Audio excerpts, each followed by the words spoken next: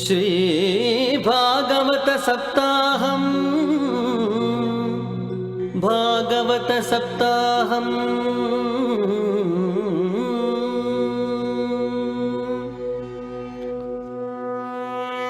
భగవద్బంధువులారా, భాగవత సప్తాహ కార్యక్రమంలో ఈరోజు 3వ రోజు.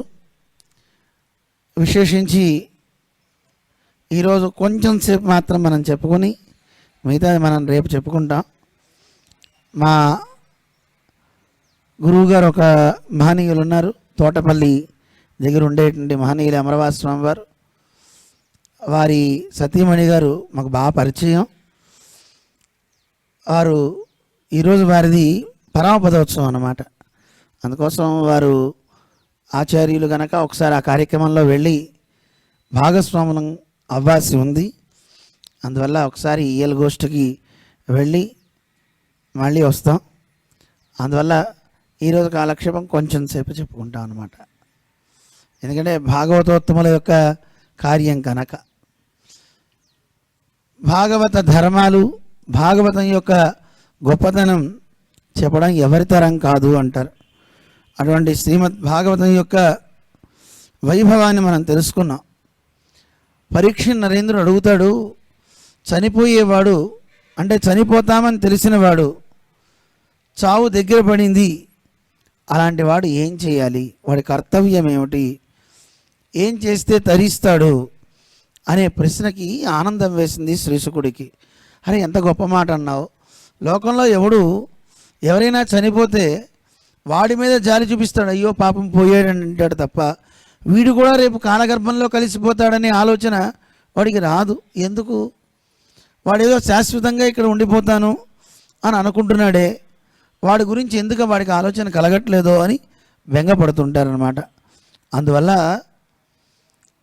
లోకంలో ఏ మనిషి అయినా సరే ఈ శరీరం వదిలి వెళ్ళే లోపల నేనేం చేయాలి, చేయాల్సిన నా పని ఏమిటి అని తెలుసుకోగలిగితే వాడు కృతకృత్యుడైనట్టే. మనందరం కృతకృత్యులం కావాలి. కృతకృత్యులు అంటే చేయవలసింది చేసినవాడు. అలాంటి వాడు ఎవరికీ భయపడట. కృతకృత్యా ప్రతీక్షంతే మృత్యుం ప్రియమివ అతిథిం అంటారు. చేయాల్సిన పని చేసినవాడు మృత్యువుకు కూడా భయపడ్డు. ఒక అతిథి ఇంటికి వస్తే ఎలా అయితే స్వాగత సత్కారాలు చేస్తాడో అలా మృత్యుదేవతకు కూడా చేస్తాడట. అంత గొప్పదనం ఉంది.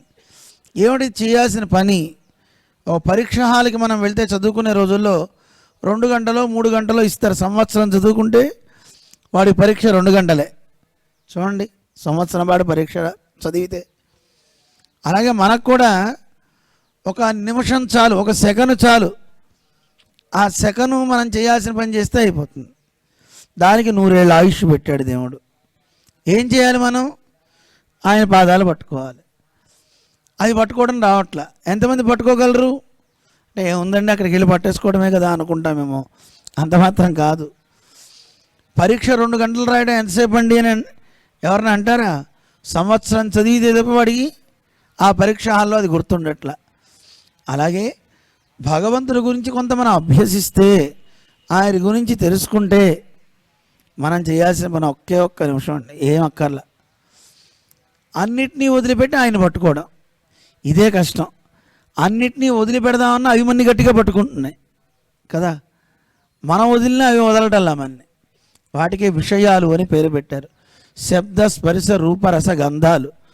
ఇవి మన్ని పట్టి పీడిస్తూ ఉంటాయి, మన ఇంకా ఈ సంసారంలో ముంచేస్తూ ఉంటాయి.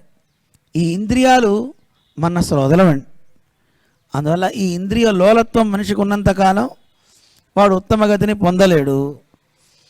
ఈ విషయ లోలత్వం ఉన్నంత వరకు వాడికి పరమాత్మ కనపడడు.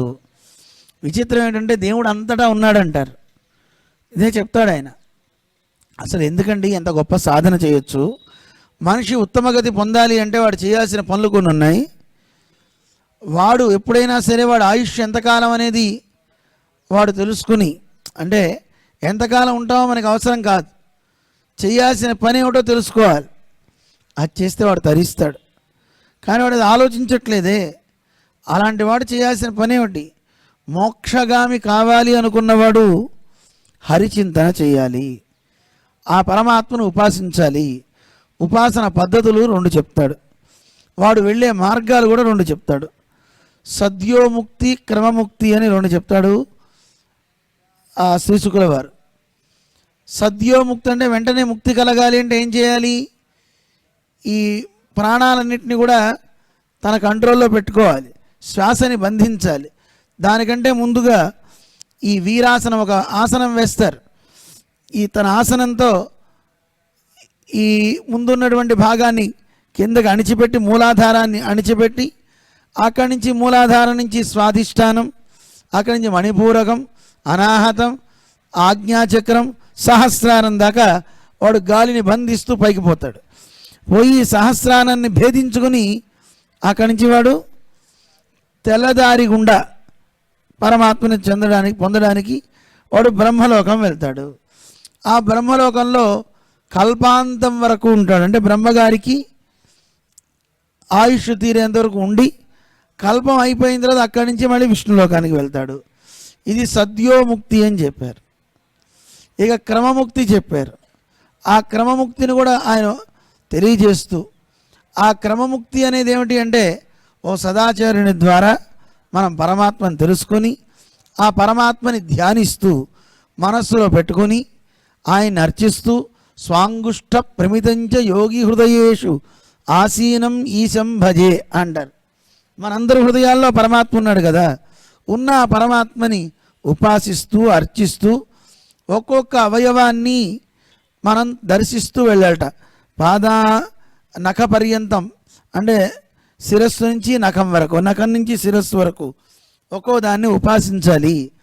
అలా ఉపాసిస్తూ వాటిని దర్శిస్తూ పరమాత్మ యందు ఏకాగ్రమైన మనస్సు నిలిపితే అలాంటి వాడు అర్చరాదిగతిన పరమాత్మను పొందుతాడు. ఒక్కొక్క లోకంలో ఉన్న వాళ్ళంతా కూడా వాడిని సత్కరిస్తూ వాడిని ఆయా లోకాలు దాటుతూ, బ్రహ్మలోకం కూడా దాటుతూ వాడు పరమాత్మ దగ్గరికి వెళ్తాడు. ఇది క్రమముక్తి అని, ఇది మనందరికీ కావాల్సింది ఈ క్రమముక్తే. ఇలా చెప్పాడు. ఇంతేకాదు, అసలు పరమాత్మని ధ్యానం చేయడం ఒకటి కావాలయా. దీనికి 2 రకాలుగా ఉన్నాయి. ఈ కనిపించే ప్రపంచమంతా కూడా పరమాత్మే. అలా ఉన్న ఆ పరమాత్మని ఉపాసించాలి అని పరమాత్మ ఉపాసనని తెలియజేశాడు. ఎలా ఉన్నాడు ఆ పరమాత్మ, ఎక్కడున్నాడు? నిన్న మనం చెప్పుకున్నాం. పాతాళ మీదస్య హి పాదమూలం, పాతాళ లోకం ఆయన యొక్క పాదాలని. అలా మహర్లోక, భువర్లోక, సువర్లోక, జనోలోక, తపోలోక, సత్యలోకం ఆయన శిరస్సు అని ఒక్కొక్క లోకాన్ని వర్ణించాడు. వర్ణించి ఇదిగోనయా పరమాత్మ యొక్క స్వరూపము. ఇది స్థూలంగా మనం చూసినట్లయితే ఈ ప్రకృతి అంతా పరమాత్మ యొక్క దేహమే, ఇది గుర్తుపెట్టుకోండి అని మనకి చెప్పాడు. మనం ఆలోచిస్తే ఒకటి మనకి అద్భుతం తెలిసేది, ఈ జగత్తంతా సర్వేశ్వరుని యొక్క శరీరమే.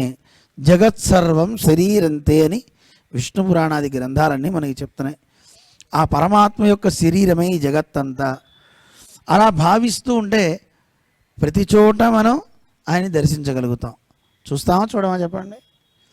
ఆలోచిస్తే ఇవన్నీ మనకి తెలుస్తాయి. కానీ మనకి ఆ రకమైన భావన కలగదు కదా. అది కలిగితే ఒక అద్భుతం. అందుకే మనకి తెలియజేస్తారు నాయన, ఉపాసనలో చక్కగా ఆ పరమాత్మ యొక్క ఉపాసన చేస్తూ యోగులైన వారు అన్నిటినీ వదిలి హంసతూలిగా తల్పాలు ఇలాంటివేం అక్కర్లేదయా. కమనీయ భూమి భాగములు లేకున్నవే పడియుండుటకు దూది పరుపులేలా అంటూ వర్ణిస్తారు. గృహాన్ని వదిలిపెట్టి ఆ పర్వతాల్లోకి వెళ్ళినవాడు అక్కడ కూడా నాకు హంసతూలిగా తలపం లేదండి, నేను పడుకోలేనండి అంటే ఎలాగా?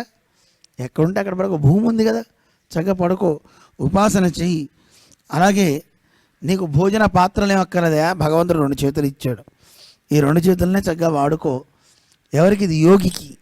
ఎవడైతే యోగి అయి అన్నిటినీ వదిలి దేవుడి దగ్గరికి వెళ్ళాలి అని ప్రయత్నిస్తూ ఉంటాడో అలాంటి వాడికి భోజన పాత్రలు ఎందుకండి?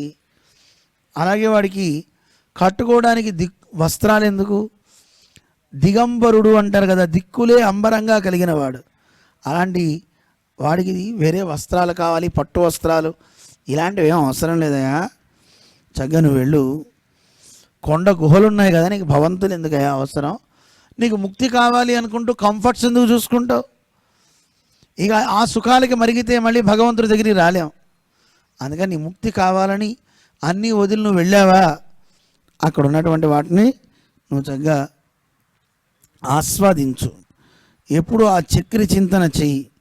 ఆ పరమాత్మ యొక్క చింతన చేయకుండా ఉండే కాలం అంతా కూడా వ్యర్థమే, మన ఆయుష్ అంతా పోతూ ఉంటుందట. వాసుదేవ శ్లోక వార్తలాలింపుచు కాలమే పుంజుండు గడుపుచుండు.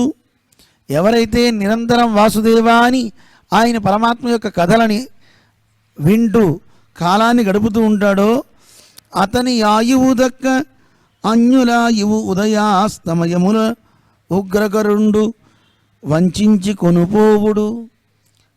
వంచించి కొనిపోవు. సూర్యుడు ఏం చేస్తాడు? రోజు ఉదయం అవగానే సాయంత్రం అవగానే మన ఆయుష్ ఆయన తీసుకెళ్ళిపోతుంటాడు.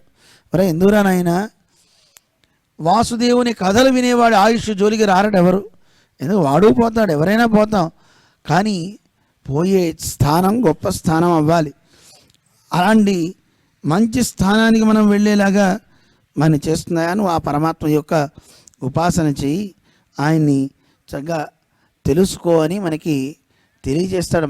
ఎన్నో విషయాలు చెప్తాడు శ్రీశుకుడు పరీక్ష నరేంద్రుడికి. మొట్టమొదటి సాధకుడు ఎవడైనా సరే వాడు చేయాల్సిన పని ఏమిటంటే జితశ్వాస, శ్వాసని గెలవాలి. శ్వాసను గెలవడం అంటే కాసేపు గాలిని బంధించి ఉండగలమా చెప్పండి? గాలిని బంధించి ఉండలేం, నోటిని బంధించి అసలు ఉండలేం. పక్కవాడితో మాట్లాడుతూనే ఉంటాం, ఏదో ఒకటి నోట్లో వేస్తూనే ఉంటాం. అందుకని జితశ్వాస చెప్పారు. జితాసన, ఆసనాన్ని కూడా జయించాలి. అంటే ఒకసారి కూర్చున్నాడంటే ఆ ఆసనంలో ఎంతసేపు అయినా ఉండగలగాలి, దాన్ని కూడా చెప్పారు. జితాసన జితశ్వాస అంటూ వాడు చేయాల్సిన పద్ధతులన్నీ చెప్పుకుంటూ వచ్చారు. చెప్పుకుంటూ వచ్చి ఇంకా అతనికి ఉండే ఎన్నో సందేహాలన్నింటినీ తీరుస్తూ చతుర్ముఖ బ్రహ్మ ద్వారా ఈ సృష్టి అంతా జరిగింది. అంటే మొట్టమొదట భగవానుడు తాను ఒక సృష్టి చేశాడు. ఆ సృష్టి చేసిన తర్వాత చతుర్ముఖ బ్రహ్మని సృజించి ఆయన ద్వారా మళ్ళీ సృష్టి చేయించాడు. ఆయన విరాట్ రూపంతో పరమాత్మ ఒక 1000 సంవత్సరాలు ఆయన ఉన్నాడు అండంలో. ఆయన శరీరం అంతా ఒక్కొక్కరు ఒక్కొక్క దేవత అధిష్ఠించి ఉంది అంటూ ఆ విరాట్ రూపం యొక్క వర్ణన మొత్తం చేస్తాడు. ఆ తర్వాత భాగవతం అనేది ఈ పురాణం మహాపురాణం అంటారు. మామూలు పురాణానికి మహాపురాణానికి కొంత తేడా ఉంది.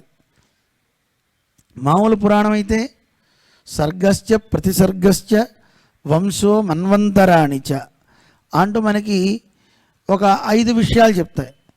సర్గము అంటే పరమాత్మ చేసే సృష్టి, ప్రతిసర్గము అంటే బ్రహ్మగారు చేసే సృష్టి, వంశము అంటే సూర్యవంశాలు చంద్రవంశాలు, మన్వంతరము అంటే మనువుల కథలు, అంటే ఒక్కొక్క మనువు ఎంతెంత కాలం పరిపాలిస్తాడు అని మనకి వివరణ ఇస్తూ ఉంటారు.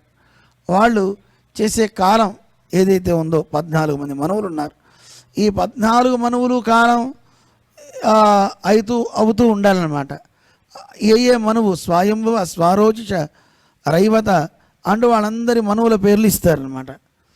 ఆ మనువులందరూ ఎలా పరిపాలన చేస్తారు, ఏం చేస్తారు, వాళ్ళ కాలంలో ఉన్న చరిత్ర ఏమిటి అవన్నీ చెప్తారనమాట. అలాగే ఈశాను కథ, పరమాత్మ యొక్క కథ, వీటితో పురాణం అయిపోతుంది అన్నమాట, మామూలు పురాణాలు. కానీ మహాపురాణానికి లక్షణాలు 10 ఉంటాయిటండి. 10 ఉండాలి అని ఆ 10 లక్షణాలని చెప్తారు ద్వితీయ స్కంధంలో. మనం ఏమేంటివి?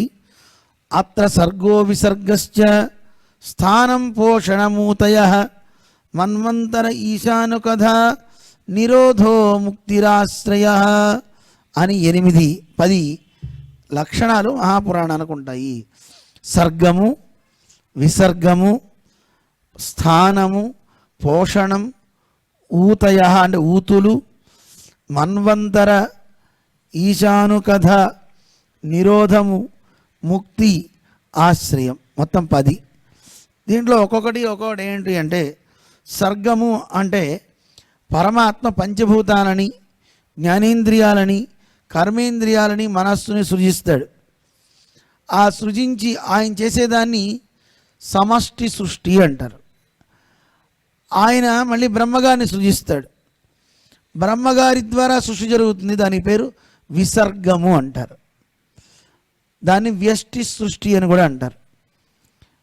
బాగా అర్థమవుతుందా?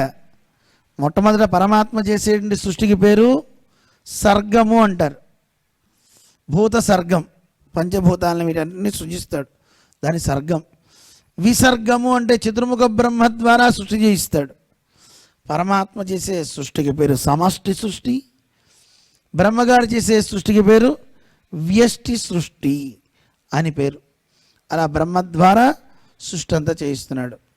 మరి సృష్టి చేసిన తర్వాత అవి వాటి హద్దుల్లో ఉండాలి కదా, ఆ హద్దుల్లో ఉండేలా చేస్తాడు కనుక దాన్ని స్థానము అన్నారు, మూడో దానికి పేరు. మరి దాన్ని పోషించాలి కదా, ఆ పోషించడానికి పోషణం అంటే రక్షణం అని చెప్పారు. ఆ రక్షణ చేస్తాడట పరమాత్మ. దాని గురించి ఎలా రక్షిస్తాడని చెప్తుంది పురాణాలన్నీను. మరి సృజించిన వాళ్ళందరూ ఒకడు ఏడుస్తున్నాడు, ఒకడు నవ్వుతున్నాడు. ఏంటి కారణం అంటే ఊతయ, ఊతులు అంటే కర్మ వాసనలు. మనం చేసుకున్న కర్మ ఏదైతే ఉందో ఆ కర్మ మనని నడిపిస్తూ ఉంటుంది. ఒకడు ఎప్పుడు బాధలు పడుతూనే ఉంటాడు, ఒకడు ఆనందపడుతూనే ఉంటాడు, మళ్ళీ ఒకడు దుఃఖిస్తూ ఉంటాడు. ఇలాంటివి ఎందుకు జరుగుతున్నాయంటే కర్మ, వాడు చేసుకున్న మహత్ కర్మ ఎంత ఉందో ఆ కర్మ తొలగాలంటే ఏమిటో కూడా ఉపాయం చెప్పాడు. అలాంటి కర్మలు ఉన్నవాడు కూడా పరమాత్మను ఆశ్రయిస్తే అవన్నీ తొలగిపోతాయండి. ఎటుపోతాయో తెలియదు, వానో మరి కడలో అంటారు ఆళ్ళవారు. అరణ్యాల్లోకి పోతాయా, సముద్రాల్లోకి పోతాయా మనకెందుకు, అవి పోతాయి అంతే. ఆయన ఆశ్రయిస్తే చాలు. కానీ అలా ఆశ్రయించడానికి కూడా వీలు కాకుండా అడ్డుతూ ఉంటుంది. వాటికి పేరు కర్మ వాసనలు అన్నారు. వాటిని ఊతులు అని పిలిచారు. మరి ఇక్కడతో కొన్ని అయినాయి. ఏం చెప్పాను? సర్గము, విసర్గము, స్థానము, పోషణము, ఊతయ, ఇంకా 5 ఉన్నాయి. ఇంకోటి మన్వంతర కథలు. ఏ మనువు ఎంతకాలం పరిపాలించాడు, ఆ మనువు ఉన్న కాలంలో ఏం జరిగింది అనే చెప్పేయండి కథలని మన్వంతర కథలు అంటారు. ఆ మనువుల కథలయ్యాక ఈశాను కథ. ఈశా అంటే నియమించేవాడు పరమాత్మ. ఆ పరమాత్మ యొక్క కథలన్నీ చెప్తారు, అదే దశమస్కంధం. అందువల్ల ఆ కథలు కూడా రావాలి, పరమాత్మ వైభవాన్ని చెప్పే కథలు. నిరోధము అన్నారు.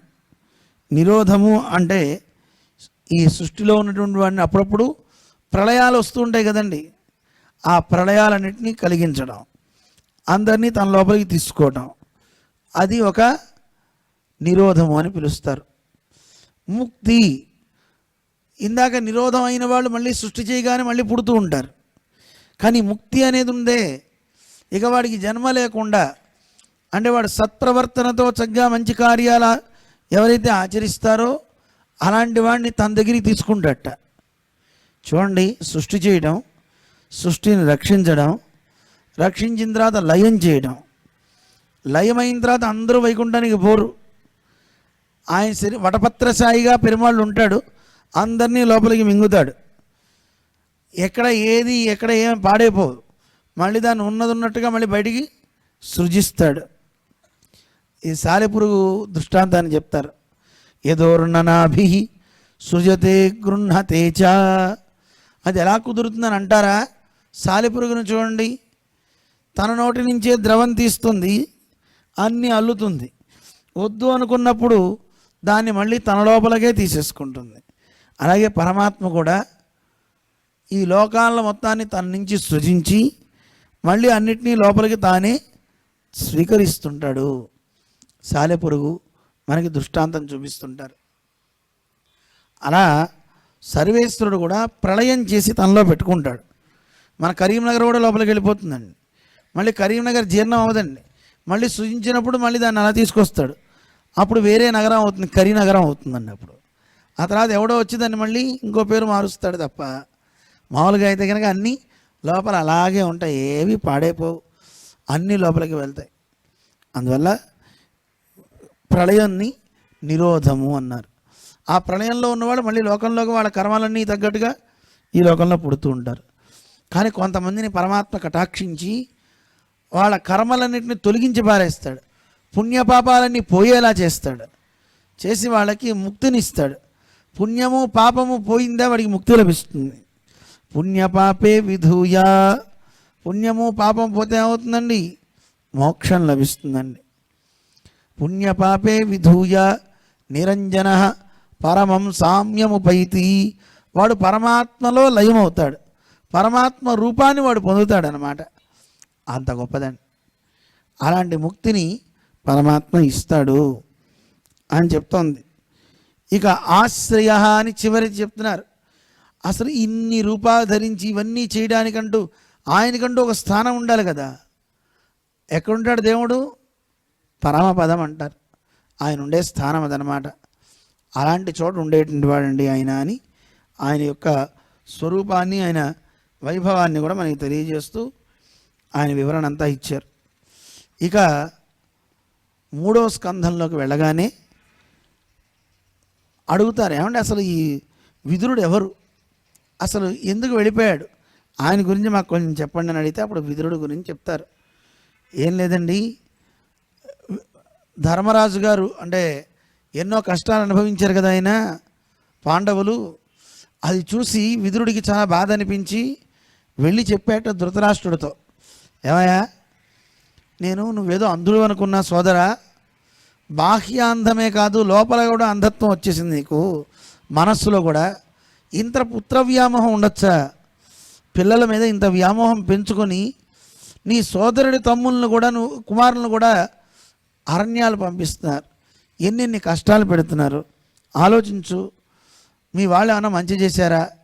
చిన్నప్పటి నుంచి పాండవుల్ని హింసిస్తూనే ఉన్నారు, వాళ్ళని నీళ్ళల్లోకి నెట్టేశారు, తాళ్లతో కట్టేశారు, విషాన్నాన్ని పెట్టారు, లక్క ఇంట్లో ఉండే లక్క ఇంటికి దగ్ధం చేశారు, అనవసరంగా పాచికలాడి వాళ్ళని జూదంలో మాయాజూదంతో ఓడించారు, నిండు సభలో వారి పట్ట మహిషిని వలువలని తీశారు. ఇవన్నీ తప్పయ్యా, పుత్ర వ్యామోహం ఇంత ఉండడం మంచిది కాదు.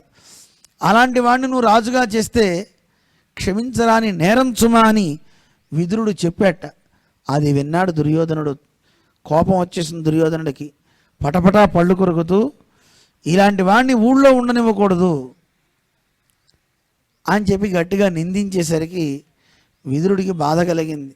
అంటున్నా ధృతరాష్ట్రుడు ఏం అనలేదండి, పుత్రప్రేమ చూడండి ఎంత ఏదో. వెంటనే విదురుడు తన చేతిలో ఉన్నటువంటి ఆ బాణాలని అక్కడే పెట్టేసి అస్త్ర సన్యాసం అంటారు, ఆ గుమ్మంలో పెట్టి వెళ్ళిపోయాడు. ఎందుకని? ఆ అస్త్రం చేతిలో ఉండి మళ్ళీ యుద్ధం చేయాల్సి వస్తుంది. ఆయన అక్కడ బారేసిపోయాడు, తీర్థయాత్రలు చేస్తూ వెళ్ళిపోయాడు. అలా వెళ్ళినటువంటి ఆ విదురుడు తిరుగుతూ తిరుగుతూ తిరుగుతూ అన్ని చోట్ల వెళ్ళాడు. వెళ్ళి ఉద్ధవుడిని కలిశాడు. ఉద్ధవుడు అంటే శ్రీకృష్ణుని యొక్క చిన్ననాటి స్నేహితుడు అనమాట, చాలా గొప్ప మహానుభావుడు. ఉద్ధవుడు పరమ భక్తాగ్రేశ్వరుడు. కృష్ణ పరమాత్మ చివరిలో తన అవతారాన్ని పరిసమాప్తి చేసేటప్పుడు ఈ ఉద్ధవుడికి గొప్ప జ్ఞానాన్ని ఉపదేశించాడు. ఉద్ధవా, ఇంకో వారం రోజుల్లో ఈ ద్వారకంతా మునిగిపోతుంది, నువ్వు ఇక్కడి నుంచి వెళ్ళిపో. ఎక్కడికి వెళ్ళాలి? నిన్ను వదిలి నేను వెళ్ళను. భలేవాడవయ్యా, నువ్వు వెళ్ళాలి. నీ వల్ల లోకానికి జరగాల్సిన మేలు ఉంది. నీకు నేను భాగవత రహస్యాన్ని చెప్తాను, క్రియాయోగాన్ని చెప్తాను అని పరమాత్మ తన యొక్క ఆరాధన వైభవాన్ని అన్నిటినీ తెలియజేస్తాడు. చెప్పి అదే సమయంలో మైత్రేయుడు కూడా అక్కడ ఉన్నట్ట. ఇలా చేశాడు అని విదురుడు అన్ని విషయాలు తెలుసుకుంటాడు. అయ్యయ్యో, ఇప్పుడు కృష్ణుడు లేడా, కృష్ణుడు ఉన్నాడు అనుకున్నానే అని విదురుడు కృష్ణుడి యొక్క బాలలీలల దగ్గర నుంచి అన్నిటినీ సవిస్తరంగా ఒకసారి స్మరిస్తాడు. కళ్ళ వెంట నీరు పెట్టుకుంటాడు. అయ్యయ్యో, అలాంటి కృష్ణుడు ఇప్పుడు మన వదిలి వెళ్ళిపోయాడే. ఉద్ధవా,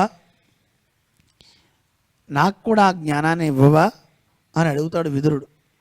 అది నేను నీకు చెప్పడానికి లేదు, నేను వెళ్ళిపోవాలి ఇప్పుడు. ప్రభాస తీర్థం దగ్గర మైత్రేయుడు నీకు ఈ విషయాన్ని చెప్తాడు అని కృష్ణుడు ఆజ్ఞాపించాడు. మైత్రేయ, విదురుడు వస్తాడు, విదురుడికి ఆ తత్వజ్ఞానాన్ని మొత్తాన్ని ఉపదేశించు అని ఆయన చెప్పాడు. అందువల్ల నీకు ఆయన ఆ తత్వాన్ని మొత్తాన్ని ఉపదేశిస్తాడు గనక ఆ తత్వాన్ని మొత్తాన్ని నువ్వు ఆయన దగ్గర తెలుసుకో అని చెప్తాడు. అక్కడి నుంచి ఈయన బయలుదేరి మైత్రేయుడి దగ్గరికి వెళ్ళి మైత్రేయుడిని కలుసుకుంటాడు. మైత్రేయుడు చెప్తాడట సవిస్తరంగా ఈ సృష్టి రహస్యాలన్నింటినీ కూడా మైత్రేయుడు తెలియజేస్తాడు. విరాట్ పురుషుని యొక్క ఆవిర్భావం, బ్రహ్మదేవుడు సృష్టించేయడం. అయితే ఇక్కడ ఒక విచిత్రం ఏమిటంటే చాలామందికి బ్రహ్మదేవుడే అన్నీ సృష్టిస్తున్నాడు అనుకుంటాం. కానీ నారదుడు కూడా ఒకసారి భ్రమపడి వెళ్ళి అడిగట, నాన్నగారు నాకు అనిపిస్తుంది ఈ సృష్టి మొత్తాన్ని చేసింది మీరేనా, మీతో సమానుడు కానీ అధికుడు కానీ ఇంకెవరు లేరా అని అడిగితే అప్పుడు బ్రహ్మ చెప్పేట, ఎవరైనా ఆయన నవ్వుతారు ఎవరైనా చూస్తే, అందరూ నన్ను అలాగే అనుకుంటారు కానీ నాకంటే పైన ఒకడు ఉన్నాడు. చిన్నప్పుడు మనకు తెలియక మన నాన్న తప్ప ఇంకెవరు లేరేమో పైన అనుకుంటాం. కానీ ఆ నాన్నని కన్నా నాన్న కూడా ఇంకోటి ఉండడా. అలా బ్రహ్మగారిని కన్నా జేజు కూడా ఒకతుంది. కానీ ఆ జేజుని కన్నా జేజం ఎవరు లేరండి, స్వామి ఒక్కడే. నత సమస్య అభ్యధికశ్చ కుతోన్య, ఆయనతో సముడు కానీ ఆయనకంటే పైన కానీ ఇంకెవరు లేరు. ఒకవేళ ఉన్నారని ఎవరినన్నా అన్నారనుకోండి, మరి వాడిని కన్నవాడు ఎవడో ఉండాలిగా, మళ్ళీ వాడిని కన్నవాడు ఎవడో ఉండాలిగా. దీనికి అనవస్థ అని ఒక దోషం వస్తుందండి. అందుకని ఆ అవస్థలోకి మనం పోకూడదు. పరమాత్మ ఒక్కడు ఉన్నాడు అంతే. ఆయన ఎక్కడి నుంచి వచ్చాడు ఎవరికి తెలియదు. ఆయన సంకల్పం. ఆ స్వామి ఉంటాడు, ఎప్పుడూ ఉంటాడు. ఆయనలో మనందరం కూడా ఉన్నాం, ఆయనతో పాటు మనం కూడా ఉన్నాం. మనం ఎప్పుడు పుట్టారో మీకు తెలుసా? మీరు ఎప్పుడు పుట్టారో? ఎప్పుడు పుట్టామండి మనందరం? మనం అనుకుంటాం 20 ఏళ్ళలో, 40 ఏళ్ళలో, 50 ఏళ్ళలో, 90 ఏళ్ళలో అని చెప్పుకోవచ్చు. కానీ ఈ శరీరంలోకి మీరు వచ్చి అన్నేళ్ళయింది. కానీ మీకు మాత్రం ఎన్ని సంవత్సరాలు చెప్పడం ఎవరితరం కాదు. చెప్పగలం ఎవరైనా?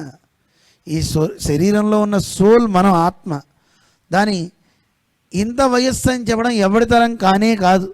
అందువల్ల మరణము పుట్టుక మనకు కూడా లేవండి, దేవుడిలాగా ఉన్నాయా? శరీర సంబంధం ఉంటే దాన్ని పుట్టుక అంటున్నారు, శరీరంతో సంబంధం పోతే దాన్ని మరణం అంటున్నారు. కానీ ఆత్మకి మరణం లేదు, పుట్టుక లేదు. నజాయతే మ్రియతే వా కదాచిత్, భగవద్గీతలో మనం చదువుతూ ఉంటాం. దాన్ని చంపడం ఎవరి తరం అవుతుందండి? చనిపోయాడు, అయ్యో వెళ్ళిపోయాడని మనం బాధపడుతున్నాం. పోయేదాని గురించి ఎందుకు బాధపడాలి? ఇప్పుడు కట్టుకున్న బట్ట ఉందండి, ఈ బట్ట 4 రోజులు అయితే చినిగిపోతుంది, తీసి అవతల పారేస్తాం. దీని గురించి ఏడుస్తామా? ఇంకో కొత్త బట్ట కట్టుకుంటాం హ్యాపీగా. కానీ లోపల ఉన్న మనం మాత్రం ఎప్పుడు ఉంటున్నాం. వస్త్రాలు మారుతున్నాయి, అలాగే శరీరాలు మారుతున్నాయి, మనకి మాత్రం మరణం లేదు. అది గుర్తించమంటాడు కృష్ణుడు. వాసాంసి జీర్ణాని యదా విహాయ నవాని గృహ్ణాతి నవోపరాణి అంటాడు కృష్ణుడు గీతలో. కానీ మనకి ఎంత ఆశ్చర్యం చూడండి, మనకి ఆ విషయం తెలిసినా దుఃఖిస్తూనే ఉంటాం. దీని గురించి దుఃఖం వద్దాయా బాబు, దీని గురించి పెట్టుకోకు, బాధపడకు అని తెలియజేస్తున్నాడు మనకి స్వామి. అందువల్ల ఇలా ఈ సృష్టి రహస్యాన్ని మనకి తెలియజేస్తూ బ్రహ్మదేవుడు ఈ సృష్టిని ఎలా చేశాడు అని సంశయం కలిగి అడుగుతాడు. ఆయన ఎలా చేశారు మీరేనా అంటే, కాదు నాయన, మా అందరికీ పైన ఒక ఆయన ఉన్నాడు, ఆయనకి పేరు వాసుదేవుడు అంటారు. ఆయన సర్వస్వామి, అందరినీ సృజించినవాడు ఆయనే. ఆయన సంకల్ప మాత్రం చేత ఆయన నాభి నుంచి ఒక కమలం వచ్చింది. ఆ కమలంలో నేను వచ్చాను. వచ్చిన తర్వాత ఎవరు నేను అని నాకే ఆశ్చర్యం కలిగి మొత్తం అంతా నేను అటు ఇటు చూసా, ఎక్కడ ఎవరు లేరు. వెంటనే ఆ తామర తూడు పట్టుకుని అలా కిందకి దిగి ఎంత కిందకి వెళ్ళినా ఎవరు కనపడలేదు. 1000 సంవత్సరాలు పట్టింది. మళ్ళీ పైకి వచ్చి కూర్చుని ఏం చేయాలో తెలియట్లేదు. నేనెవరిని అనుకుంటున్నా. అప్పుడు నాకు 2 అక్షరాలు వినపడ్డాయి, తప తప అనే 2 అక్షరాలు.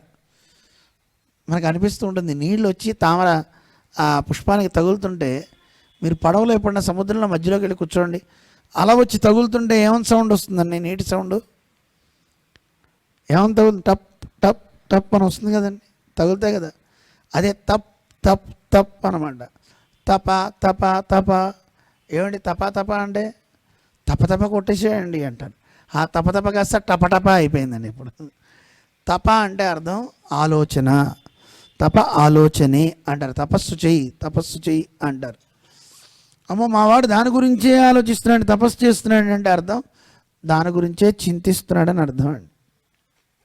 అలా తపస్సు చేస్తే స్వామి సాక్షాత్కరించి నాకు ఒక విజ్ఞానం ఇచ్చాడు. ఆ ఒక్కొక్క విజ్ఞానం 4 శిరస్సులై 4 వేదాలైనాయి. వాటి ద్వారా సృజించమన్నాడు పరమాత్మ. అక్కడి నుంచి నేను సృష్టి చేశాను అని ఆయన 10 రకాలైనటువంటి సృష్టులు చేసేట. మొట్టమొదట మహాత్ముని సృష్టించాడు. ఆ మహాత్ము తర్వాత అహంకారాన్ని సృష్టించాడు. తర్వాత భూతాది అంటే మన విషయాలను సృజించాడు. దాని తర్వాత మళ్ళీ ఒక తిరియక్కుల్ని, అలాగే స్థావరాలని, స్థావర సృష్టి, తిరియక్ సృష్టి, అలాగే దాని తర్వాత ఇంద్రియ సృష్టి, తర్వాత నర సృష్టి, చివరికి దేవతలు. ఇంతమంది వచ్చారు. ఇలా ఇంతమందిని సృజించాడు బ్రహ్మదేవుడు. ఆ సృజించే క్రమంలో మరీచాది ఋషులను కూడా సృజించాడు. ఒక్కొక్కరు ఒక్కొక్క అవయవం నుంచి పుట్టారు. కానీ ఎవరిని సృష్టి చేయమన్నా ఎవరు సృష్టి చేయరే. సనత్ కుమార్ని సృష్టించేట మొట్టమొదటగా 4 పిల్లలు. ఒరే సృష్టి చేయండిరా నాయన అంటే ఎవడో సృష్టి చేయలే, మేము వెళ్ళిపోతున్నామని వెళ్ళిపోయారు. నారదుడు పుట్టాడు. నాయన నువ్వు చేయవయా అంటే నారాయణ నారాయణ అంటే ఆయన వెళ్ళిపోయాడు. సృష్టి ఎవరు చేయట్లేదే, ఏం చేయాలి అని బాధపడుతున్నాడు. సృష్టిలో కూడా ఆయన బ్రహ్మగారికి కూడా ఎన్నో వైఫల్యాలు కలిగాయండి. ఆ వైఫల్యాలతో తన శరీరాన్ని ఒక్కొక్కసారి దాన్ని వదిలిపెట్టాడు. తన శరీరం నుంచి అసురులు పుట్టారు, రాక్షసులు పుట్టారు, యక్షులు పుట్టారు. యక్షులేమో పుట్టగానే ఆకలేసిందండి వాళ్ళకి. ఆకలి వేసి తినేస్తాం ఆయన శరీరాన్ని అన్నారట. అనగానే వాళ్ళందరూ యక్షామహి అన్నారు, తింటాం అన్నారు. కనుక వాళ్ళంతా యక్షులు అయిపోయారట. లేదు రక్షిద్దాం అన్నారట, రక్షధ్వం అన్నారు కనుక వాళ్ళు రాక్షసులు అయ్యారు. ఇలా యక్షులు రాక్షసులు అయి ఉన్నారు కొంతమంది. ఇంకా కొంతమంది పుట్టారటండి. బ్రహ్మగారి శరీరాన్నే కామించారట. బ్రహ్మగారు పరిగెత్తడం మొదలుపెట్టారు. మొదలు పెడితే ఆఖరికి మహావిష్ణువుని ప్రార్థించగానే స్వామి చెప్పాట ఆ శరీరాన్ని వదిలేవే అక్కడ అని. వదలగానే ఆ శరీరం వదిలిపెట్టిన దేహం నుంచి ఒక స్త్రీ పుట్టిందిట. దానికే పేరు సంధ్య అని పేరు. ఆ సంధ్యని వరించారు వాళ్ళంతా కూడా. నిశాచరులు అంటారు, రాత్రి చరించేవారు. ఇలా బ్రహ్మగారు ఒక్కొక్కసారి శరీరాన్ని వదిలినప్పుడు ఒక సంధ్య పుట్టినప్పుడు ప్రాతఃసంధ్యనేమో దేవతలు వరించారు, సాయం సంధ్యనేమో రాక్షసులు వరించారు, రాత్రిపూట ఉండే కాలాన్ని. ఇలా ఒక్కొక్కరు ఒక్కో దాన్ని వరించారు. ఇలా బ్రహ్మగారి యొక్క సృష్టి అనేక రకాలు చేసే కొద్ది ప్రయత్నాలు వైఫల్యాలు అవుతున్నాయి. కొత్తగా పెళ్ళైన ఆవిడ వంట చేయడం ఆరంభించిందనుకోండి, ముందు పులిహార చేస్తే దద్దోజనం అయిందట.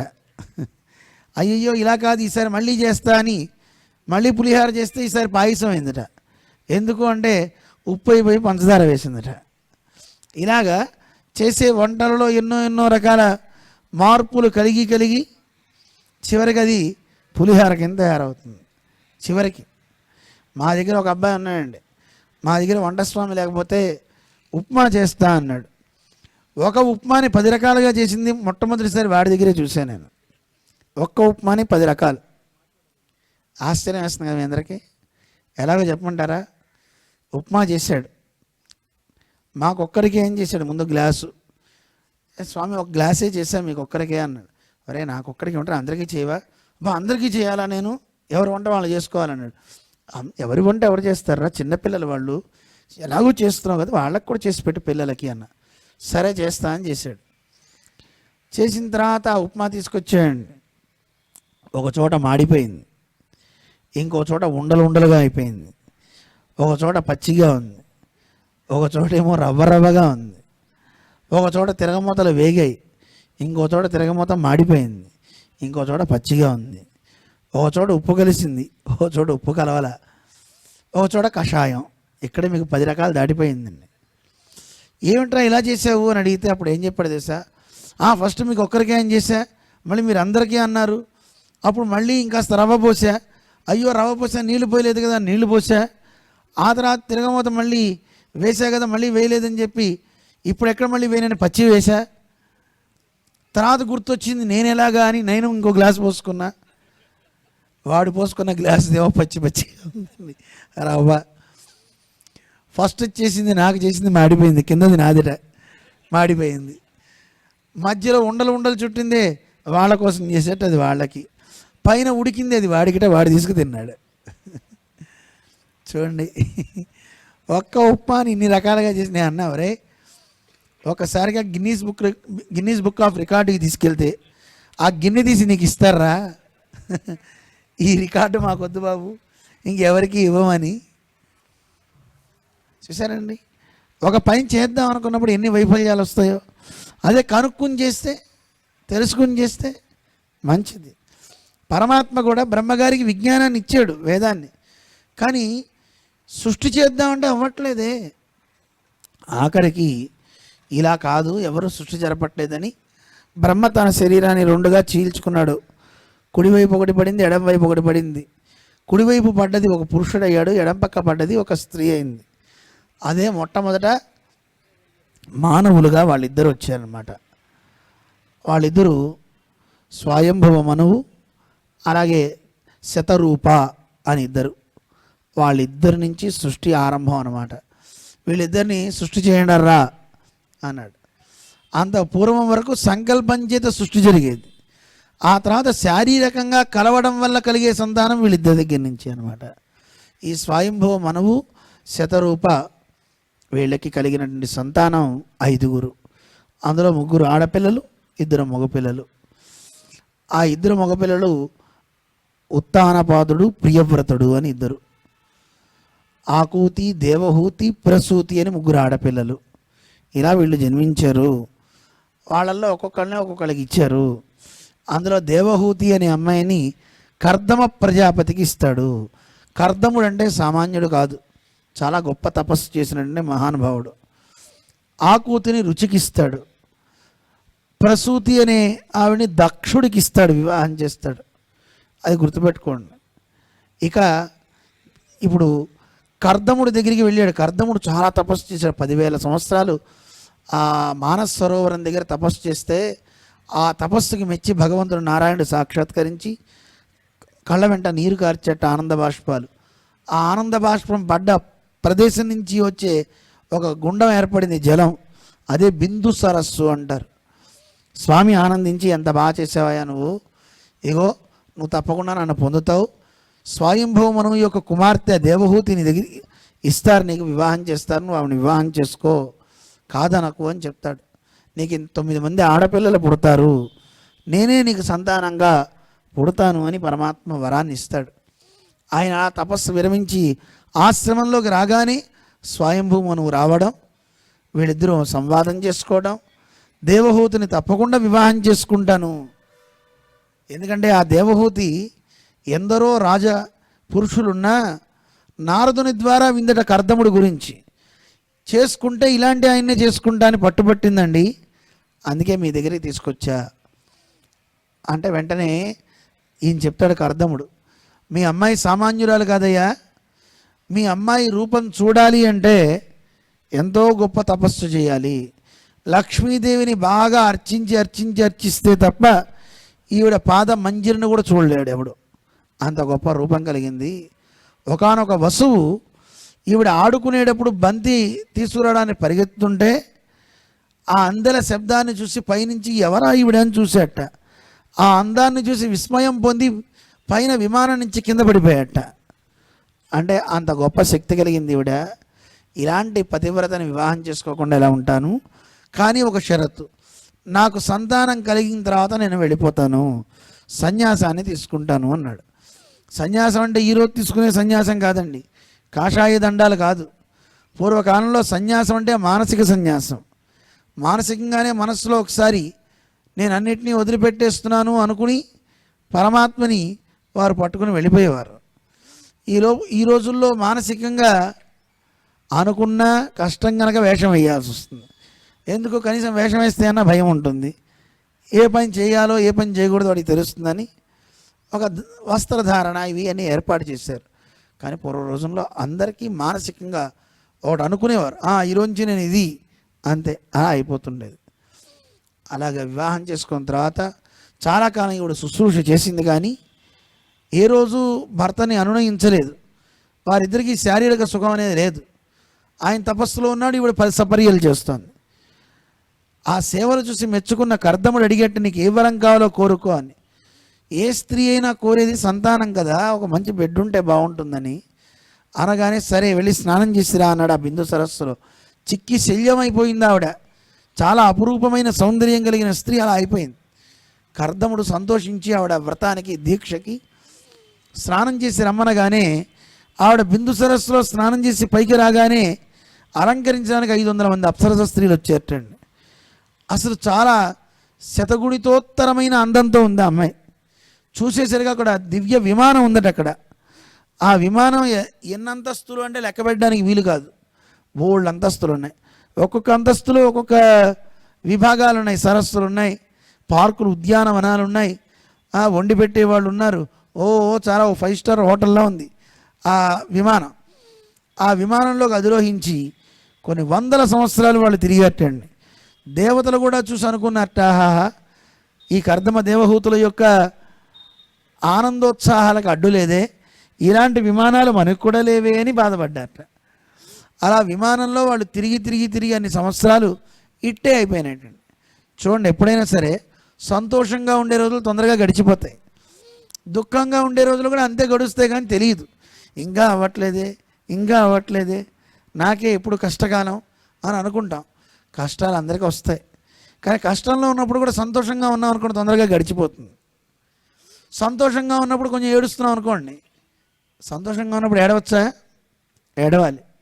ఎందుకో అంటే, అమ్మో ఇంత సంతోషంగా ఉన్నప్పుడు నాకు గర్వం వస్తే, నేనేమన్నా పాడు పని చేస్తే అమ్మో అని భయపడుతూ ఉండాలటండి.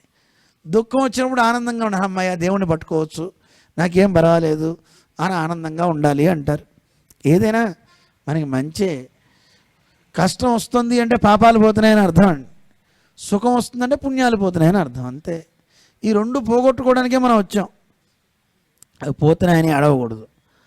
దుఃఖం వచ్చింది, పాపం పోతుందని ఆనందించండి. పుణ్యం వచ్చింది, పుణ్యాలు ఖర్చు అయిపోతున్నాయని ఏడవండి, అంతే. రెండు అయిపోతాయి హాయిగా. ఈ పుణ్యపాపాలు రెండు ఖర్చు అయిపోతేనే ఆయన్ని మనం పొందగలుగుతాం, లేకపోతే లేదు. అందుకని ఈ దేవహూతి కర్దముడు ఆనందాన్ని అనుభవిస్తూ ఉంటే ఇట్టే ఖర్చు సమయం అయిపోయింది. ఆవిడ గర్భంలో 9 మంది ఆడపిల్లలు పుట్టారట. వాళ్ళందరినీ ఏ ఋషికి ఇవ్వాలో 9 మందికి చెప్పాడు. కశ్యపుడు ఇలాంటి వాళ్ళందరూ ఋషులందరికీ. అలాగే ఆ స్త్రీతో చెప్పాట, నేను వెళ్ళొస్తాను, నేను సన్యాస దీక్ష అని. వెంటనే చెప్పింది, అయ్యా నాకు ఒక మగ శిశువు వచ్చాక వెళ్ళవయ్యా అని. అప్పుడు ఆవిడకి, నీ గర్భంలో ఇప్పటికే ఒక శిశువు పెరుగుతున్నాడు, అతను సాక్షాత్తు మహావిష్ణువు అని చెప్పి ఉంటాడు. ఆ పిల్లవాడు పుట్టేంత వరకు ఉంటాడు. బ్రహ్మగారు ఆ పిల్లవాడు పుట్టాక వచ్చి ఆయన సేవిస్తాడు. ఆయనే కపిల మహర్షి అంటారు. చాలా గొప్ప మహానుభావుడు. సాంఖ్యయోగాన్ని చెప్పాడు. సాంఖ్యయోగం చాలా గొప్పది. సాంఖ్యం అంటే జ్ఞానం అన్నమాట. ఆయన పుట్టగానే తండ్రికి చెప్తాడు, నాన్న నేను చూసుకుంటాను, వెళ్ళరా, చక్కగా తపస్సు చేసుకోమంటాడు. ఆయన వెళ్ళాడు. బ్రహ్మగారు కూడా వచ్చి సేవిస్తాడు. ఈ కపిలుడే తల్లికి జ్ఞానాన్ని ఉపదేశిస్తాడండి. స్త్రీలందరికీ ఒక సందేహం ఉంటుంది, మనం ఎలా దేవుణ్ణి ఉపాసించాలి, ఎలా పొందాలి అనిపిస్తూ ఉంటుంది. అలాంటి వాళ్ళందరికీ భక్తి మార్గాన్ని మొత్తాన్ని ఉపదేశించాడు కపిలుడు. తల్లికి చెప్తాడు, అమ్మా అన్నిటికంటే భక్తి గరీయసి, భక్తికి మించింది ఇంకోటి లేదమ్మా, ఆ భక్తిని పొందాలి. మనిషి పాడు కర్మలు చేయడం వల్ల అనేకమైనటువంటి నరకాల్లో పడతాడు. ఆ నరకాలు ఎలా ఉంటాయి అనేవి నరకాల గురించి చెప్తాడు. తామిశ్రమం, అందతామిశ్రమం ఇలాంటివన్నీ చెప్పి ఈ నరక యోనుల్లో పడతాడు. అలా కాకుండా మంచి పనులు చేయాలి మనిషి వెళ్ళే మార్గాలు చెప్తా వినమ్మా. శరీరం వదిలిపెట్టాక ధూమ్రగతి, యామ్యగతి, అర్చిరాదిగతి అని. మిగతా రెండిట్లోకి వెళ్తే మళ్ళీ తిరిగి ఈ లోకంలోకే వచ్చి పుడుతూ ఉంటాడు. అర్చిరాది గతిన వెళ్ళినవాడు మళ్ళీ తిరిగి రాడమ్మా, వాడు వైకుంఠంలో పెరుమాళ సన్నిధిలోనే ఉంటాడు అని ఆ అర్చిరాది మార్గాన్ని కూడా ఉపదేశిస్తాడు తల్లికి. ఉపదేశించి, అమ్మ ఈ ఉపాసన చాలా చాలా తేలికమ్మా. భగవంతుడిని ఆశ్రయించడమే, భగవంతుడి గురించి వినడము, ఆయన అర్చించడము, ఆయన్ని ధ్యానించడము, ఇంతకంటే మించిన ఉపాయం లేదు. అన్ని జన్మల్లోకి మానవ జన్మ రావడం చాలా దుర్లభం. ఆ మానవ జన్మ రావడంలో ఏ రోజున శిశువు గర్భంలో, తల్లి గర్భంలో ప్రవేశించిన తర్వాత ఆ రేతస్సు ఏ రోజు ఎలా మారుతుంది అనేది వర్ణిస్తాడండి అద్భుతంగా. అలా మారినటువంటి ఆ అండం పిండంగా ఎలా మారుతుంది, ఏ నెలలో అవయవాలు ఏర్పడతాయి, ఏ నెలలో వాడికి 6వ నెల తగ్గించి వాడికి కర్మ వాసనలన్నీ తెలిసి పూర్వజన్మల్లో ఎన్నెన్ని జన్మలు ఎత్తాడో ఆ జన్మల వివరాలన్నీ వాడికి తెలుస్తూ ఉండేట, ఎన్ని కష్టాలు అనుభవించాడో తెలుస్తుందట. 9వ మాసంలో ఈ గర్భంలో ఉండను, భగవంతుడా నాకు అనుగ్రహించు, నా జ్ఞానాన్ని ఇవ్వు, నేను నీ దగ్గరికి చేరతానని వేడుకుంటాట. వేడుకున్నాక పరమాత్మ అనుగ్రహంతో భూమి మీద పడతాడు. ఎప్పుడైతే ఆ బొడ్డు కత్తిరిచ్చారో ఆ జ్ఞానం పోతుంది, ఈ అజ్ఞానం అనేది ఆవరించేస్తుంది. ఆవరించిన తర్వాత పాతదంతా పోయింది. అయ్యో ఇప్పటిదాకా నేను చూశానే, ఎన్ని జన్మలు ఎత్తానో తెలిసిందే, అవేమి కనపట్టలే ఇప్పుడు వాడికి. అందుకే బోర్ని ఏడుస్తాడు. ఏడిచి అయ్యయ్యో నాకు ఆ జ్ఞానం అంతా పోయిందే, ఇప్పుడు నేను ఎలా అని బాధపడుతూ ఉంటాడు. అందువల్ల తల్లికి ఉపదేశిస్తాడమ్మా, మనిషి ఈ దేహం మీద ప్రేమ వదలాలి, గేహం మీద కూడా ప్రేమ వదలాలి. గేహం అంటే ఇల్లు, దేహము గేహము ఈ 2 బంధకాలు, ఈ రెండింటినీ వదలాలి, లేదా అధోగతి పాలవుతాడు అని తత్వాన్ని ఉపదేశించి ఆ తల్లికి మోక్షప్రాప్తిని కలిగిస్తాడు కపిలుడు. చాలా అద్భుతమైనటువంటి కథ అన్నమాట. అక్కడి నుంచి మనం చూస్తే ఇందాక మనం చెప్పుకున్నాం కదా, దేవహూతికి పుట్టినటువంటి ఆ శతరూపకి పుట్టినటువంటి పిల్లల్లో ప్రసూతి అనే ఆవిడని దక్షుడికి ఇచ్చారు. వాళ్ళకి పుట్టినటువంటి అమ్మాయే దాక్షాయణి అని పేరు. ఆ దాక్షాయణి పరమశివుడికి ఇచ్చి వివాహం చేస్తారు. పరమశివుడికి దక్షుడికి ఇద్దరికి మధ్య వైరం ఉంటుంది. చిన్న కారణం అండి, దక్ష ప్రజాపతి వచ్చినప్పుడు పరమశివుడు లేచి నిలబడలా, మిగతా అందరూ లేచి నిలబడ్డారు. అల్లుడు కదా, మామగారు వస్తే లేవడా అనే కోపంతో నానా తిట్లు తిట్టాడు. అక్కడి నుంచి వైరం ఆరంభమైంది. పరమశివుడు జ్ఞాని, ఒక్క మాట మాట్లాడలా, నిరంతరం ధ్యానం చేస్తూ ఉంటాడు ఆ పరమాత్మని. లేచి వెళ్ళిపోయాడు తప్ప ఏం మాట్లాడలా. నంది వీళ్ళకి కోపాలు వచ్చి శాపనార్థాలు పెట్టుకున్నారు, కానీ వీళ్ళు ఏం చేయలే. పరమశివుడు వెళ్ళిపోతాడు. ఈ దక్షుడిని ప్రజాపతులకి నాయుడుగా చేస్తాడు బ్రహ్మ. చేసినప్పుడు దక్షుడు ఒక పెద్ద యజ్ఞం చేస్తాడు. దేవతలంతా విమానాల్లో వెళ్తూ ఉంటారు. ఈ శచీదేవి అడుగుతుంది భర్తని, ఏమండి మనం కూడా వెళ్దామండి అని. అయ్యయ్యో, యజ్ఞానికి ఎవరు చేసినా వెళ్ళొచ్చు, అందులో దేహబంధువులు చేసేటప్పుడు పిలవకుండా అసలు వెళ్ళకూడదు.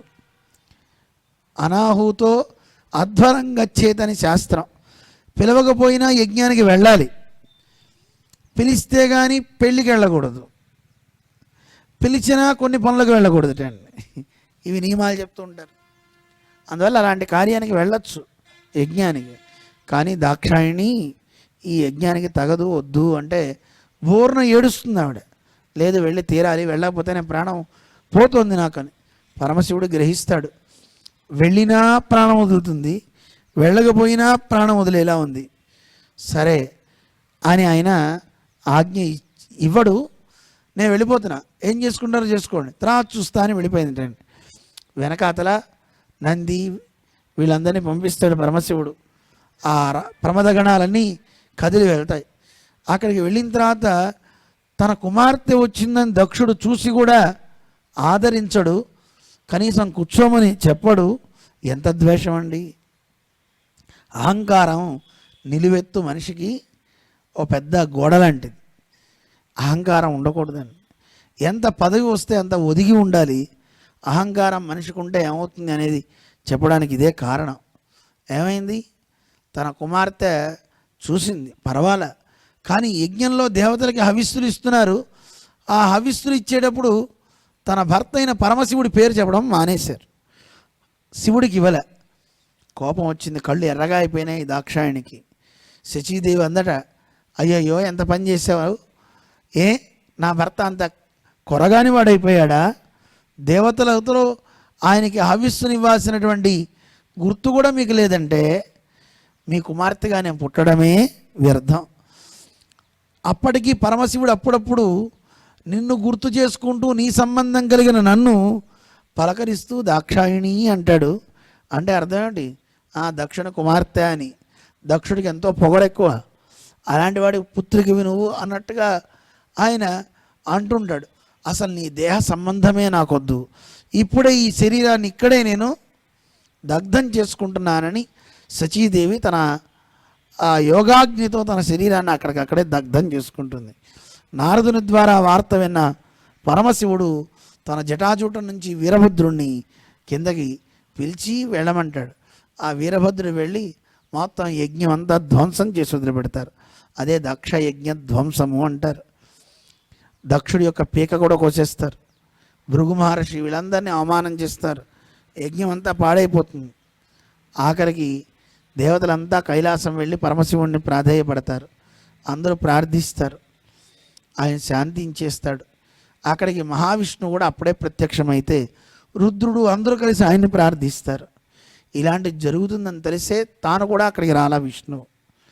అప్పుడు మళ్ళీ దక్షుడికి శిరస్సునిచ్చి యజ్ఞం పూర్తి చేయాలి. యజ్ఞం మధ్యలో ఆగడం మంచిది కాదు. అందుకని మేకపోతు యొక్క శిరస్సుని తీసుకొచ్చి దక్షుడికి పెడతారు. దక్ష యజ్ఞం అవుతుంది. ఆ యజ్ఞం పూర్తయి కదంతా ఇక సుగమం అవుతుందన్నమాట. ఇక్కడతో దక్షయజ్ఞ ధ్వంసం ఇవన్నీ పూర్తయిన తర్వాత ప్రియవ్రతుడు అని ఆ దేవహూతికి వాళ్ళకి స్వయంభూమునికి ఇంకో కుమారుడు ఉన్నాడు. ఆ ప్రియవ్రతుడికి 2 భార్యలు, సురుచి సునీతి అని. వాళ్ళల్లో పుట్టినటువంటి సునీతికి పుట్టినటువంటి పిల్లవాడే ధ్రువుడు అంటారు. అక్కడి నుంచి ధ్రువోపాఖ్యానం ఆరంభమవుతుందన్నమాట. ఆ విశేషాలని రేపు మనం తెలుసుకుందాం. నిజానికి ఈరోజు అన్నీ ఎక్కువ చెప్పాలి, కానీ చెప్పాం కదా గురువుగారి కార్యక్రమం ఉండడంతో అక్కడికి వెళ్ళి రావాల్సి వస్తుంది. ఈ మిగతా కార్యక్రమాన్ని మన ప్రసాద్ గురువు గారు ఇక్కడ నడిపిస్తారు. ఆయన కాసేపు మంచి మాటలు కూడా చెప్తారు. కాసేపు భగవన్నామ సంకీర్తన కూడా చేసుకున్న తర్వాత మీరంతా తీర్థగోష్ఠి తీసుకుందరు. కానీ మళ్ళీ సాయంకాలం మనం ఇక్కడ 4 గంటలకు కలుస్తాం. హరయే నమః, హరయే నమః, హరయే నమః. శ్రీకృష్ణ శరణం మమ, శ్రీకృష్ణ శరణం మమ, శ్రీకృష్ణ శరణం మమ, శ్రీకృష్ణ శరణం మమ, శ్రీకృష్ణ శరణం మమ, శ్రీకృష్ణ శరణం మమ. స్వస్తి ప్రజాభ్య పరిపాలయంతాం న్యాయేన మార్గేణ మహీం మహీజా. గోబ్రాహ్మణేభ్యః శుభమస్తు నిత్యం. లోకాః సమస్తాః సుఖినో భవంతు. కాళే పర్జన్య పృథివీ సస్యశాలిని దేశోయం శోభరహితో బ్రాహ్మణాః సంతు నిర్భయాః. కావేరీ వర్తతాం కాలే కాలే వర్షతు వాసవః. శ్రీరంగనాథో జయతు శ్రీరంగ శ్రీశ్చ వర్ధతాం. కళ్యాణదయేర్ధిరాం శ్రీ వెంకట నివాసాయ శ్రీనివాసాయ మంగళం. నీలాచల నివాసాయ నిత్యాయ పరమాత్మనే సుభద్రా ప్రాణనాథాయ శ్రీ జగన్నాథాయ మంగళం. మంగళాశాసనపరైర్మదాచార్య పురోగమైః సర్వైశ్చ పూర్వైరాచార్యైః సత్కృతాయాస్తు మంగళం. జై శ్రీమన్నారాయణ. జై.